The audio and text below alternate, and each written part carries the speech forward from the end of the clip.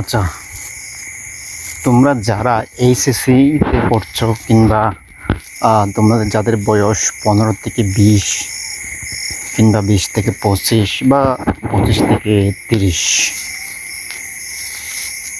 মানে একটা mature age belong করো আর কি। তো তোমাদের প্রতি আমার একটা অনুরোধ, সেটা হচ্ছে কি, তোমাদের লাইফটা মনে করো যে এখন শুরু, ঠিক আছে? মনে করো তুমি 15 থেকে তোমার লাইফটা শুরু, মানে এই সময়ে তুমি অনেক কিছু বুঝতে শিখো, অনেক মানুষের কাছে তোমার তুমি অনেক মানুষের কাজে আসো আর কি। অনেকে বিভিন্ন কিছু তোমাকে দিয়ে করিয়ে নেয়, কিন্তু তুমি অনেককে অনেক কিছু করে দাও, এই টাইপ অনেক কিছু আর কি। তো তুমি এই সময়ে অনেক মানুষের সাথে কানেক্টেড হবা, তোমার নেটওয়ার্ক বিল্ড হবে এবং এদের সাথে অনেক কিছু দেনা পাওনার হিসেব নিকেশ তোমার হবে আর কি।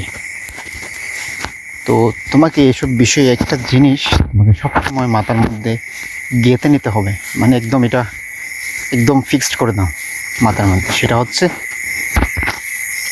তুমি যার জন্য যাই কিছু করো না কেন, সেটা হচ্ছে আল্লাহর ওয়াস্তে করে ফেলবা।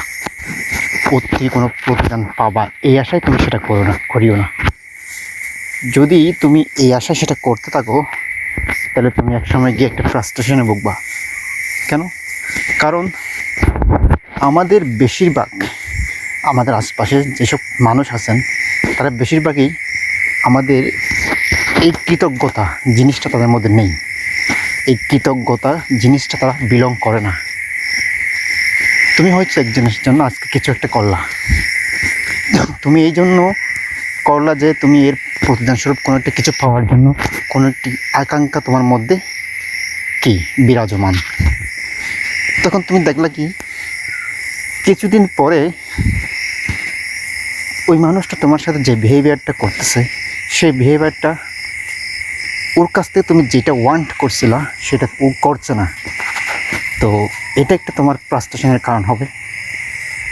তখন তুমি হুট করে তোমার ভিতরে একটা প্রশ্ন আসবে কি, হাই আমি কার জন্য কী করলাম, এই টাইপ একটা বিষয় তোমার মধ্যে থাকবে আর কি।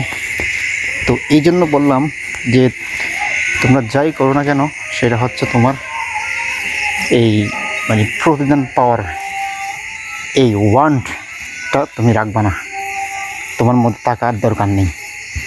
যদি তুমি এটা থাকো, তাহলে কী হবে, তুমি একটা ফ্রাস্ট্রেশনে ভুগবা এবং নেক্সট টাইম তোমার কাছে এমন এক শক্ত কনসেপ্ট দাঁড় হয়ে যাবে, যেটার কারণে তুমি মানুষকে উপকার করতে চাইবে না।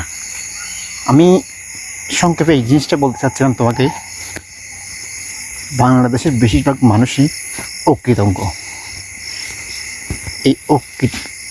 এই অকৃতজ্ঞতার কারণেই তুমি কি এই বিষয়টা পাবা না।